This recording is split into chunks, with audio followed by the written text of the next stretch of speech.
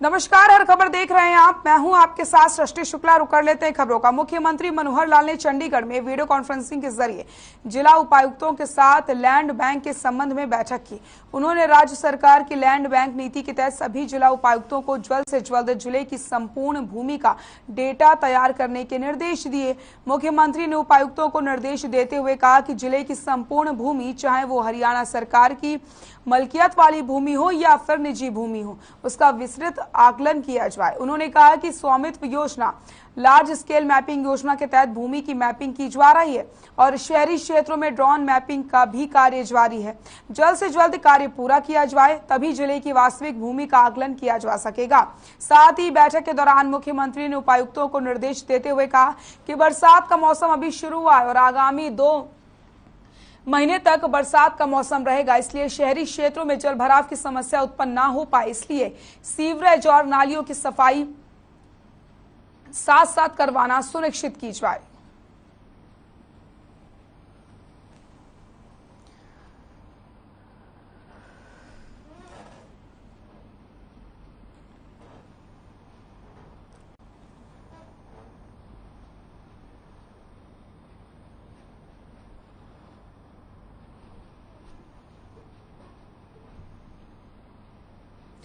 प्रदेश के सभी सरकारी स्कूलों में मिड डे मील की योजना को फिर से शुरू किया गया, तो वहीं सरकार ने मिड डे मील बनाने वाली महिलाओं को बड़ा तोहफा दिया है और उनके वेतन को 2 गुना कर दिया। इसके अलावा उन्होंने ERTS पोर्टल के तहत बाहरी रिटायर्ड की भर्ती पर फैसला वापस लिया है।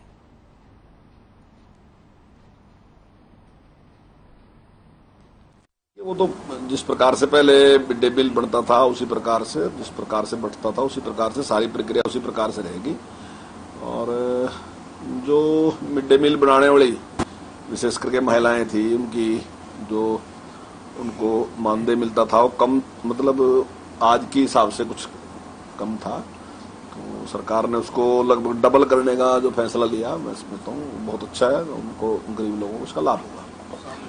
अभी पहले जहां 3500 मिलता था, 7000 देने का फैसला सरकार ने किया। देखिए, उसमें आज उसको हमने चेंज कर दिया। जो पहले हमने दिया था कि बाहर से भी रखे जाएंगे, लेकिन कहीं कहीं इस प्रकार की समस्याएं हैं। जैसे मेवात में था, तो मेवात में क्योंकि हमारे पास इतने टीचर कम थे, तो हमने पूरी छूट दी थी कि अगर उधर से अलवर साइड से वहां से भी कुछ लोग आते हैं तो ताकि हमारे टीचर पूरे हों, क्योंकि हमारे टीचर पूरे ही नहीं रहते वहां, तो इसलिए वहां हमने इस प्रकार का इस्तेमाल किया कि टीचर पूरे हैं।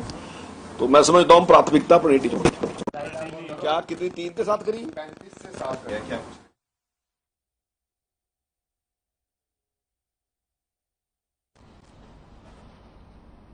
चंडीगढ़ में पैरवार जमीन मामले को लेकर बैठक हुई, जिसमें परिवहन मंत्री मूलचंद शर्मा ने भी शिरकत की। उन्होंने कहा कि गौड़ ब्राह्मण संस्था को जो 15 एकड़ जमीन दी गई है वो लंबे समय से विवादों में चली आ रही है, जिसके लिए कमेटी का गठन किया गया। इसी को लेकर बैठक हुई है, जिसमें सुना गया है कि रोहतक के ब्राह्मण समुदाय के लोग क्या चाहते हैं। परिवहन मंत्री ने कहा कि जो जायज बात है उसे लिया जाएगा।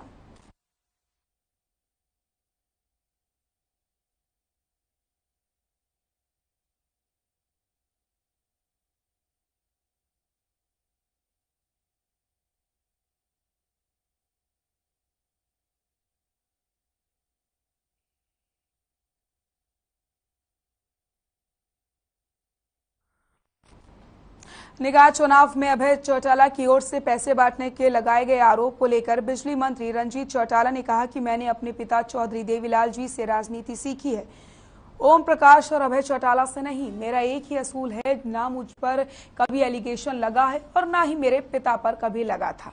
मैं पैसे की राजनीति नहीं करता, ना ही मैं कभी पैसे बांटने का काम करता हूं। मैं बस इतना कहना चाहता हूं कि जिस आदमी को मैंने पैसे दिए हैं उसको मेरे सामने लेकर आओ। अभय चौटाला ने यह कह दिया है कि बच्चों की ये बात है, उन्हें बहुत मैच्योरिटी से बात करनी चाहिए। पहले कह दिया है कि मेरे पास 5 विधायकों की फिल्म है जो एक्सपोज करूंगा। आदमी को बहुत संभल कर मैच्योरिटी से कोई बात करनी चाहिए।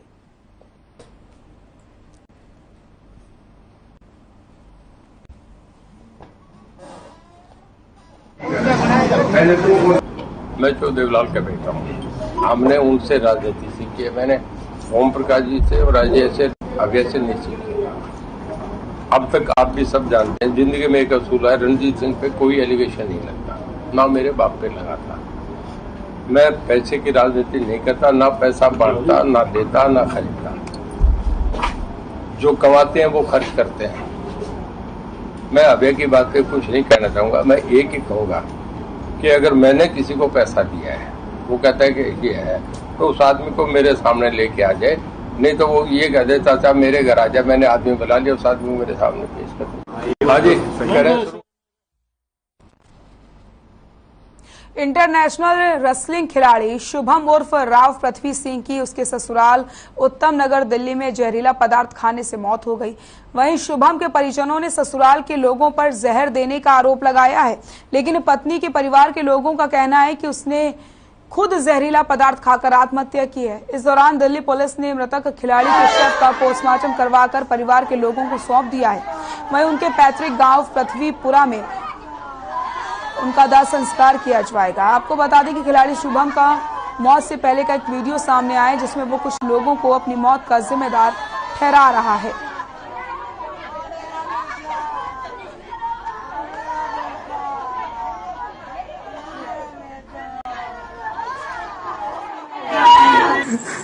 हेलो भाई, आप सभी सुन रहे हैं। मैं अंतर्राष्ट्रीय पेशेवर पहलवान आज अपनी बेटी से मिलने आया। मुझे मेरी बेटी से मिलने नहीं दिया इन लोगों ने, जिसमें से मेरे मरने का कारण सिर्फ और सिर्फ इसकी बुआ, इसकी माँ सुरभि भाटी, सिमले सिंह, उपदेश अवाना, लखिंदर अवाना, विपिन भाटी, सब के सब है मेरे मरने की।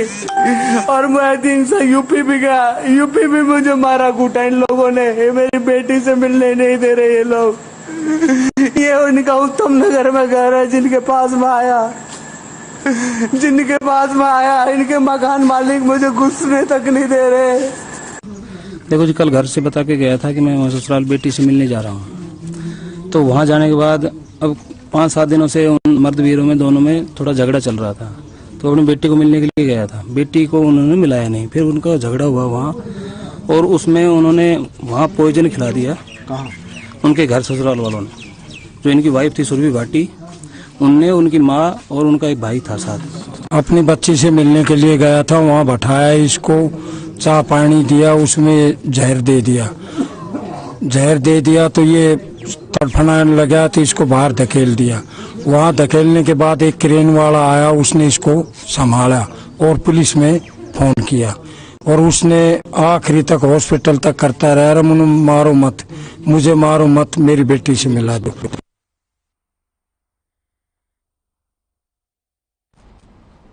गुरुग्राम में स्वास्थ्य विभाग ने सोहना के पास चीप लाइट पर छापेमारी करके एक मेडिकल स्टोर के संचालक को एमपीटी किट बेचने के जुर्म में पुलिस के हवाले किया। अब सीएम फ्लाइंग टीम को शिकायत मिली थी कि एमएस लक्ष्मी मेडिकल स्टोर पर गैर कानूनी तरीके से गर्भपात करने की किट बेची जा रही है। इस पर सीएम फ्लाइंग टीम ने स्वास्थ्य विभाग के साथ छापेमारी की और ये कार्रवाई को अंजाम दिया है। इस दौरान टीम को मेडिकल स्टोर से गर्भपात के काम में इस्तेमाल किए जाने वाले 5 किट बरामद हुए, जो कि बिना डॉक्टर की परमिशन के बेचने के लिए रखी हुई थी। इसके अलावा मेडिकल स्टोर पर बैन की गई नशे की दवाइयां भी बरामद हुई। संयुक्त टीम ने मेडिकल स्टोर के संचालक नफीस को पूछताछ के लिए हिरासत में ले लिया है। साथ ही टीम ने मेडिकल स्टोर को सील करके कार्रवाई शुरू कर दी है।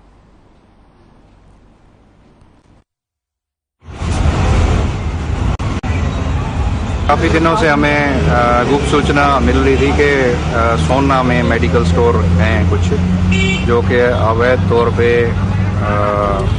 एमटीपी किट बेच रहे हैं, जो कि इलीगल अपोर्शन में काम आती है तथा नशे में इस्तेमाल होने वाले दवाइयाँ भी बेच रहे हैं। और कौन सा मेडिकल स्टोर पर? ये लक्ष्मी मेडिकल स्टोर है। तो इस पे हमारी ज्वाइंट टीम ने आज रेड की है, जिसमें कि मैं ड्रग कंट्रोल ऑफिसर और स्वास्थ्य विभाग से डिप्टी सीएमओ और नारकोटिक विभाग की टीम भी शामिल है। खबर फतेहाबाद से, जहां जिले भर की गौशाला संचालकों ने लघु सचिवालय के बाहर 5 दिवसीय धरना प्रदर्शन शुरू किया।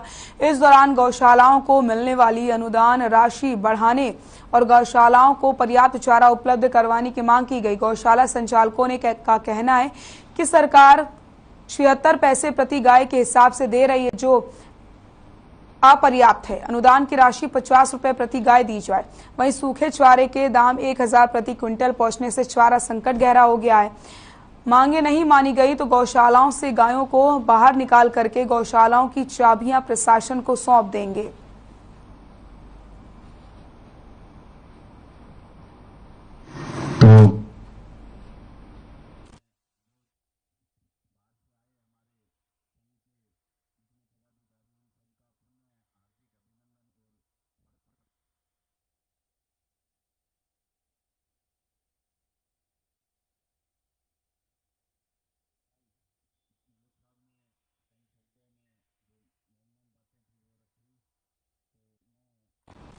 दिल्ली से सटे फरीदाबाद में सरकारी एम्बुलेंस चालकों और निजी अस्पताल संचालकों की मिलीभगत का मामला सामने आया है। दरअसल सामान्य अस्पताल से जब मरीजों को दिल्ली रेफर किया जाता था तो वो मरीजों के परिजनों को डराना और बरगलाना शुरू कर देता था और फिर उन्हें निजी अस्पताल ले जाता था, जहां मरीजों के परिजनों से तो मोटी रकम वसूली ही जाती थी, एम्बुलेंस चालक को भी कमीशन मिलता था। तो ऐसे मामले सामने आए जिसमें एम्बुलेंस चालक मरीजों को निजी अस्पताल ले जाने की बात कर रहे थे। मामला सामने आने पर जब इस पूरे मामले में फरीदाबाद के सिविल सर्जन से बात की गई तो उन्होंने मामले में कुछ भी बोलने से साफ इनकार कर दिया।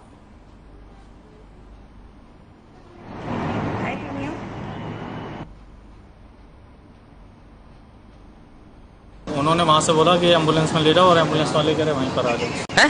एम्बुलेंस वाले ये कह रहे हैं कि यहीं आ जाओ, यहाँ पे गाड़ी खड़ी है। बच्चे को लेकर के? हाँ। इस मासूम बच्चे को लेकर आप वहाँ जा रहे हो? वहीं बुलाया है।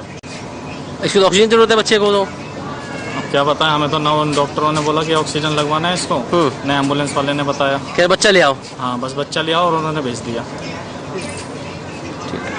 नाम क्या है आपका? मेरा नाम है मोहित कुमार। मोहित कुमार। कहाँ से आए हो? बल्लभगढ़ सेक्टर। कब हुई डिलीवरी? डिलीवरी अभी हुई है 3 बजे। एम्बुलेंस वालों ने भेजा था। हाँ जी, ये बेटे की ज्यादा सीरियस है तो यहाँ दिखाओ। जबकि उन्होंने तो आपको, हम भी वहीं पे मौके पे थे, उन्होंने इंजेक्शन भी दिए, दिल्ली तक आप जा सकते थे, फिर भी आपको प्राइवेट में क्यों लेके आइए? बस एम्बुलेंस वाले ने बोला यहाँ दिखा दो, मैंने दिखा दिया क्योंकि बेटा सीरियस है तो मेरे को जहाँ फिर पास पड़ेगा वहाँ। जो गाड़ी चला रहे हैं उन्होंने आपसे बोला है? पैसे तो मैं लेके ही नहीं आई। कोई बात नहीं, 1 रुपया भी मेरे जेब में नहीं है। किधर लेके गए? वो अंदर लेके गए। इन्होंने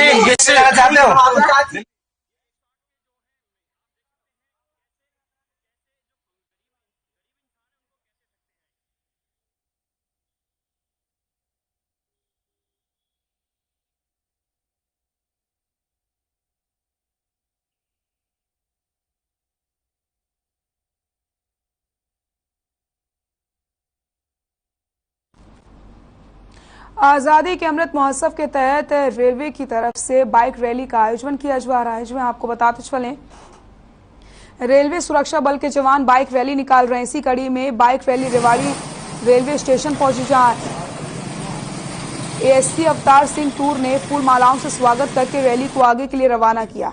इस दौरान उन्होंने कहा कि 1 जुलाई को उत्तर पश्चिम महाप्रबंधक विजय शर्मा ने प्रधान कार्यालय से रैली को हरी झंडी दिखाकर रवाना किया था। ये जत्था 75 स्टेशनों की करीब 3000 किलोमीटर दूरी तय करके रेलवे सुरक्षा बल की उपलब्धियों का बखान करेगा। इस बाइक रैली में रेलवे सुरक्षा बल के 10 जवान शामिल हैं।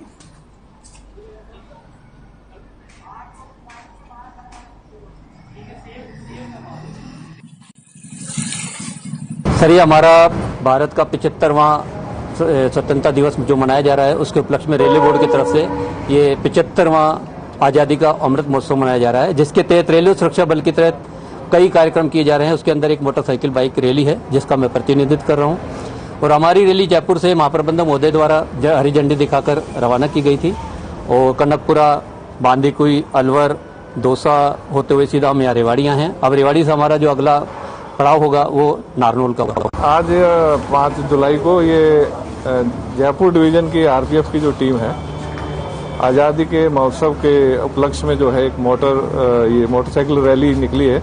ये लोग जो है पूरे डिवीजन को कवर करते हुए आज हमारे पास अलवर से रेवाड़ी पहुंचे हैं, और आज रेवाड़ी के बाद में कल ये नारनौल के लिए और फिर रिंगस की तरफ और दोबारा जाकर के ये जयपुर को रिपोर्ट करेंगे।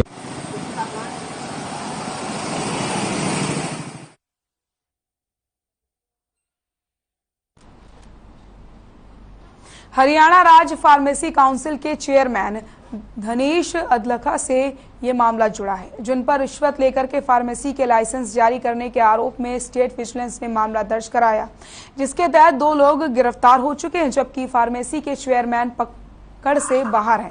इसी को लेकर आम आदमी पार्टी जिला कार्यालय पर प्रदेश के सह प्रभारी ने प्रेस वार्ता की है। सरकार को आड़े हाथ लेते हुए कहा कि फार्मेसी के चेयरमैन धनेश अदलखा, जो नगर निगम की फाइनेंस कमेटी के मेंबर भी हैं और मुख्यमंत्री के नजदीकी माने जाते हैं, ऐसे में उन पर विजिलेंस की ओर से रिश्वत लेने का मामला दर्ज होने पर साफ हो जाता है कि आगे उन्होंने कहा कि बीजेपी की कथनी और करनी में बड़ा फर्क है। उन्होंने कहा कि इस मुद्दे को लेकर कल नगर निगम मुख्यालय पर सैकड़ों की तादाद में आम आदमी पार्टी के पदाधिकारी और कार्यकर्ता प्रदर्शन करेंगे और भ्रष्टाचार के खिलाफ नगर निगम कमिश्नर राजपाल यादव को ज्ञापन सौंपेंगे। और पूरी फार्मेसी के ये सीएम तक पहुंचाते हैं। मैं हरियाणा की जो सरकार इनके साथी सैकड़ों साथी भी आज इनके द्वारा पार्टी कर रहे हैं और हमारे सहप्रभारी बहनों मुद्दा जो करप्शन इस प्रदेश के अंदर फैला हुआ है और खासकर फरीदाबाद के अंदर, कल हम अपना ज्ञापन देने जा रहे हैं, साथ ही साथ उन्हें जताने जा रहे हैं, चेताने जा रहे हैं कि हरियाणा की जनता जाग चुकी है। जो भी भ्रष्ट लोग हैं उनके पर आप कार्रवाई करें, जो चोरी फरीदाबाद में चल रही है उसे रोकें। कल नगर निगम कार्यालय के बाहर हम लोग इकट्ठे होंगे, सभी आम आदमी पार्टी कार्यकर्ता, और वहां से दी के चौक से घूम करके वापिस नगर निगम कार्यालय पाएंगे और नगर निगम कमिश्नर यशपाल यादव जी जो पहले डीसी थे उनको ज्ञापन देंगे। हम हमारे हरियाणा के सह प्रभारी महेंद्र चौधरी जी का और पूरी फार्मेसी के ये सीएम तक पहुंचाते हैं। मैं हरियाणा की जो सरकार इनके साथी सैकड़ों साथी भी आप इंद्री के गांव रसूलपुर में नाबालिग की शादी का मामला सामने आया। इसकी खबर जब जिला संरक्षण अधिकारी को मिली तो वो पुलिस की टीम के साथ मौके पर पहुंची और शादी को रुकवा दिया गया। जब जांच की गई तो पता चला कि दुल्हन की उम्र तो शादी के लायक थी, लेकिन जब दूल्हे के आधार कार्ड को चेक किया गया तो उसकी उम्र कम पाई गई। हालांकि अधिकारियों ने दोनों परिवारों को समझा करके शादी को रुकवा दिया है।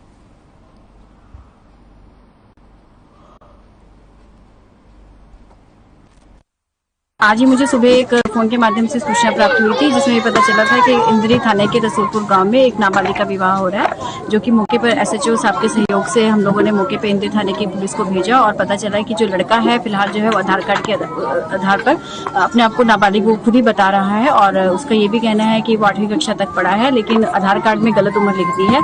फिलहाल जो है वो दोनों पक्षों को समझाया गया है और शादी पर रोक लगा दी गई है और उन्होंने खुद भी शादी ना करने का, निकाह ना करने का फैसला लिया है।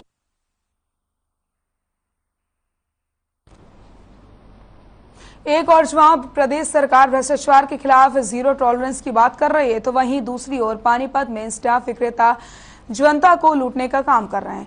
इंस्टाफ विक्रेता यहां पर ज्यादा पैसे वसूल रहे हैं। आपको बताते चलें, ये काम पानीपत जिला प्रशासन की नाक के नीचे धड़ल्ले से चल रहा है। आपको बता दें, लघु सचिवालय में बैठे इंस्टाफ विक्रेता जिन्होंने सरकार की ओर से तय किए गए इंस्टाफ के रेट अपनी मनमर्जी के मुताबिक तय कर लिए हैं। जहां 10 रुपए की इंस्टाफ को 15 रुपए और 100 रुपए की इंस्टाफ को 110 रुपए में बेचा जा रहा है। वहीं जब मामला जिला उपायुक्त सुशील सारवान के संज्ञान में डाला गया तब उन्होंने मामले में जांच करवाने की बात कही है।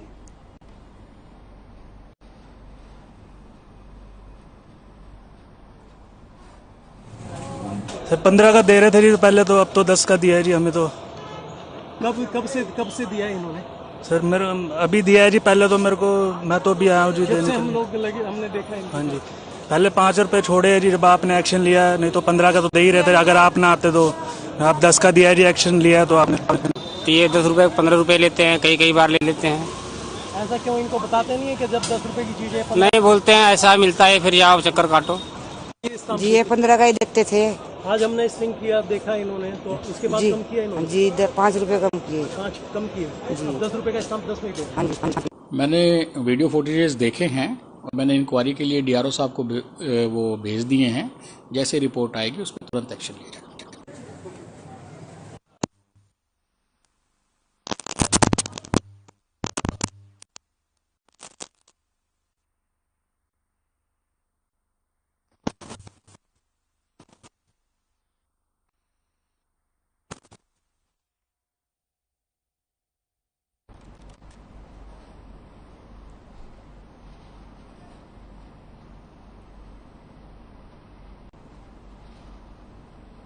बल्लभगढ़ का दशहरा मैदान इन दिनों बदहाली की मार झेल रहा है। मैदान में गंदगी का अंबार लगा हुआ है, जिसकी वजह से लोगों का जीना दूभर हो गया है। ये दशहरा मैदान नगर निगम के पास ही बना है, बावजूद इसके अधिकारी कोई सुध लेने के लिए तैयार नहीं है।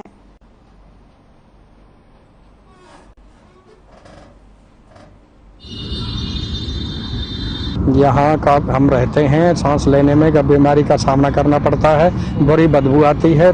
6 महीने से परेशान है, 3 बार इनको बोल दिया है मगर कोई सुनवाई नहीं करता। कौन सी जगह है ये कम्प्लेक्स का ये दशहरा ग्राउंड है। यहाँ 26 जनवरी और 15 अगस्त का पर्व मनाया जाता है। काफी संख्या में लोग इकट्ठे होते हैं और इसका ये हाल बनाया हुआ है। परेशानी है जी, ये बल्लभगढ़ का मशहूर दशहरा मैदान है। ये बल्लभगढ़ की शान और दशहरा मैदान, आप दशहरा मैदान का हाल देख सकते हो क्या है। ये सामने MCF है और बराबर में ये एम्स की ब्रांच है। यहाँ पर इतनी गंदगी फैलती है कि यहाँ जो है सांस लेना भारी पड़ता है।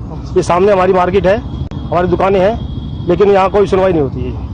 बहुत परेशानियां हैं जी। यहाँ पे क्या कहते हैं, यहाँ पे कूड़ा पड़ा रहता है। बारिश का मौसम आ रहा है, बारिश होगी तो यहाँ पे बदबू आती है, निकलना भारी हो जाता है। बराबर में नगर निगम में कोई सुनवाई करने को राजी नहीं है। रोज यहाँ पे आके कूड़ा डालते हैं। बल्लभगढ़, पूरे बल्लभगढ़ शहर का कूड़ा यहाँ पे डाला जाता है।